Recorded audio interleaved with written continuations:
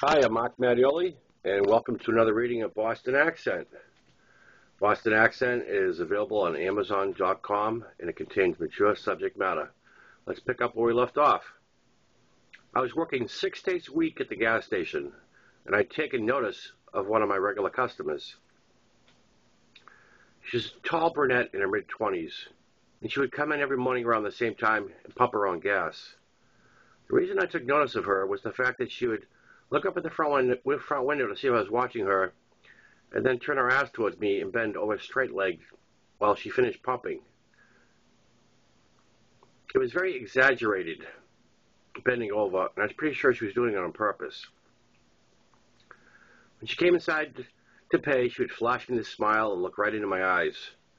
As she returned to her car, she would strut like a runway model and then look back once more as she got to her car to see if I was watching. I was.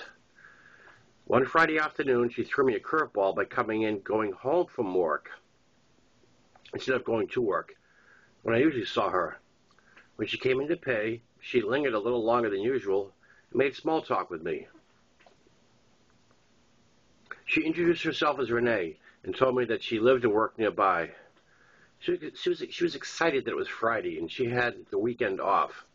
I asked her if she had plans, and she said she wasn't doing anything. I told her I wasn't doing anything either, and we should do nothing together. Renee agreed, and we made plans to go out. Then I had to tell her I didn't have a car, and she said, no problem, and agreed to pick me up. We ended up going to a club near the beach in Marston, where they always had good rock bands. We were only in the club an hour or so when Renee started coming on real strong, wanting to make out. I have never been real crazy about making out in public, so I suggested we go out to the car. Once out in the car, I was real aggressive towards her, and she was less than thrilled about being this physical in a car in the parking lot and suggested we go back to her house. I was fine with that, and off we went. Once back at her house, which was a modest cottage owned by her father, Renee let her head down and everything else. After spending a very intimate evening with her, I asked for a ride home since I had to open the station in a few hours. On the way home, Renee let me know that her bending over the pumps was all for my benefit. She wanted to get together with me from the first day she saw me. We made plans to get together the following weekend. When I found out everyone in my family was going to be out of the house, I suggested to Renee that we hang out there. Renee showed up at my parents' house shortly before noon. I offered to make her lunch, but she said the only thing she wanted was me. I knew this girl was a little crazy, but I had no idea how much until that afternoon. I think the fact that she was Italian had a lot to do with it, as all the Italian women I've been with have been crazy to some degree. That afternoon, I did something Renee I'd never done before, and have never done since. At Renee's insistence, she stood on her head naked on my parents' living room couch and had me stand on the couch holding her by the ankles while we did it. As if this act wasn't messed up enough, the couch was positioned in front of a large picture window, which framed our circus act perfectly for anyone glancing at the house. I have to admit I enjoyed it very much, and although Renee didn't look very comfortable, she sure sounded like she enjoyed it. We only saw each other one more time after that. Our next rendezvous was at her house, and Renee became more than a little annoying. I like to be in control in the bedroom, and Renee would insist on orchestrating our sex act from start to finish, and it would generally be something fucking weird. No pun intended. I stopped calling her, and she found a new gas station. I got together with the boys the following weekend to find someone new, exciting, and more normal, but I got was night in jail. Jake stopped by the gas station one night at the end of my shift and offered me a ride home. He told me he knew of a used car for sale that I might be interested in. We decided to swing by where the car was and check it out. As soon as I saw the car, I had to have it. A 1967 Lincoln Continental. The car was a beast. All black, suicide doors, not a dent in it. It had some electrical issues with the power windows and seats, but the motor fired right up. The seller wanted $400, and I came back the next night with 300 and drove it home. The car was amazing, and everyone wanted to ride in it, and that was fine with me. The more I drove it, the more things I found wrong with it, but little by little, I fixed the problems. One problem the car had was a broken motor mount, and with a 460 engine, this was a big problem. If I accelerated too quickly, the motor would jump up in the air, yanking on the accelerator. As it did so, causing the car to speed out of control. This happened once in Marston Center in front of a cop who pulled me over. I got out, popped the hood, and showed him the mark where the engine was jumping up and hitting the hood. He asked me, "What the hell are you driving the car for?" And I told him I was out hitting junkyards looking for the part. That same night, I was over at Brett's house, and we decided to take a ride over to Jake's to see what he was doing. As I pulled out of his street and took a left, I over-accelerated. The engine jumped, and the gas pedal was floored. The car went off the road on the passenger side and mowed down a neighbor's hedge. I pulled the wheel hard left, causing it to spin around at a 90-degree angle and go into a neighbor's yard on the corner. The car continued to barrel out of control through the front yard, into the side yard, where it went through a privacy hedge and ended back in front of Brett's house, where we had just left. I put the car in park, and Brett and I just looked at each other. "We can take my car," Brett said in a normal voice, like nothing had just happened. "Okay," I replied, giving Brett back the same straight facial expression.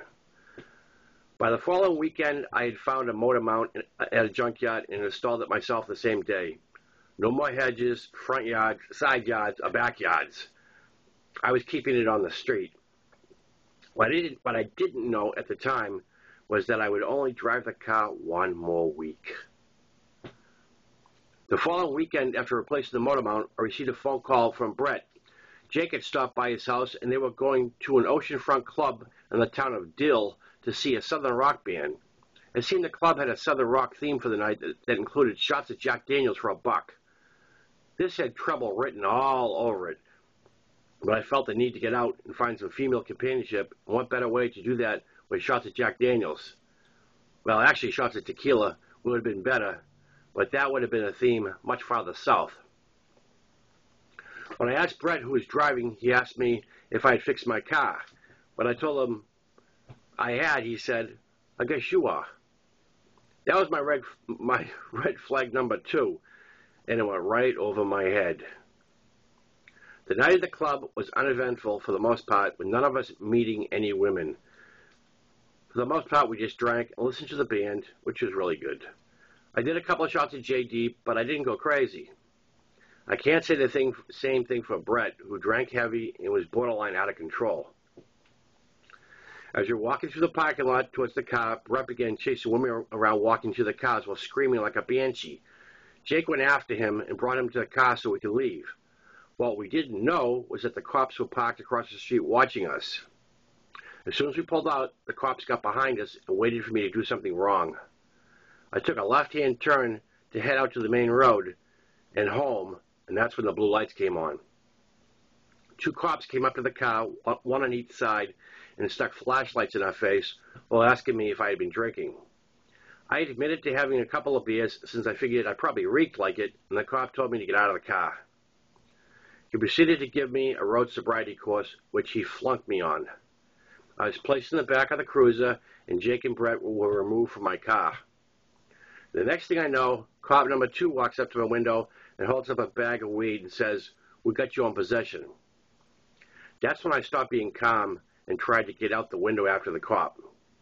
"That's not my weed. You fucking planted that, you fuck," I yelled at the cop. Cop number 1 walks over and yells to me to calm down and asks cop number 2 where he found it.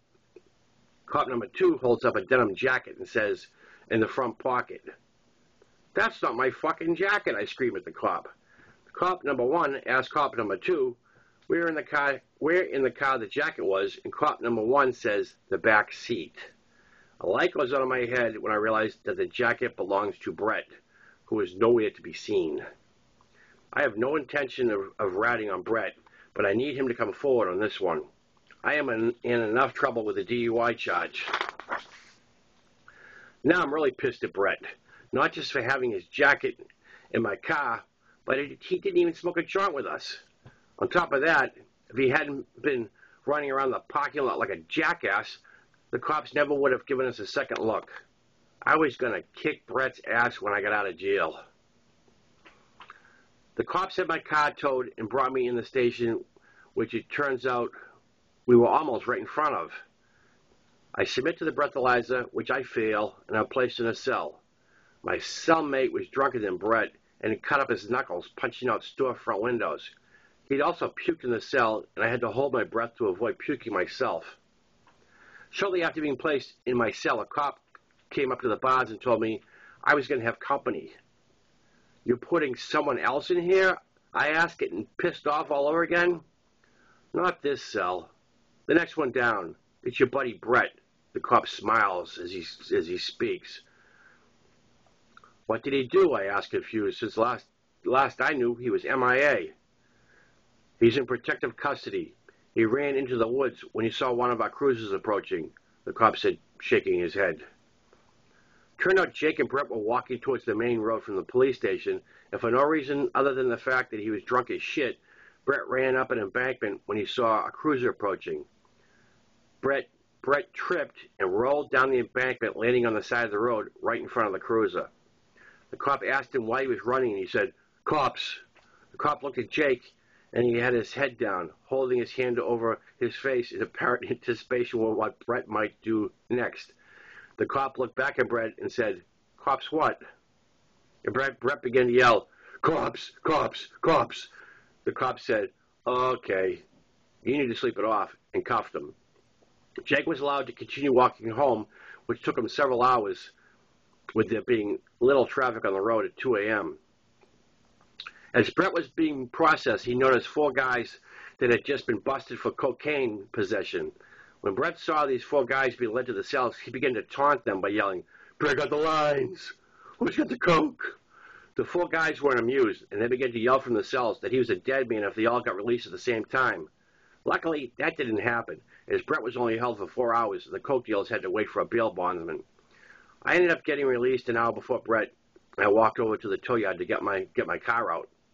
By the time I got back to the police station, Brett had been released and was just walking out the door.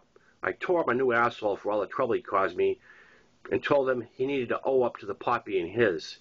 My mother hired a prominent criminal attorney, and the weed charge was thrown out for a legal search and seizure. I lost my license for 90 days and was court-ordered to attend DUI classes, which would run 8 weeks. I had a car I couldn't drive, and I was back to walking to work again. I could feel a deep depression overtaking me, not to mention my family was treating me different since my arrest. I could see the disappointment in their eyes, from my little sister to my grandfather. My mother brought up the question, how are you going to get to these classes? I was now dependent on someone for all my transportation needs, and I hated it. I decided I needed to get away again. Okay, we're going to end it right there because we're out of time. I'm going to take a break, and I'll come back and read some more, all right? I'm Mattioli, and we're reading Boston Accent. Ciao.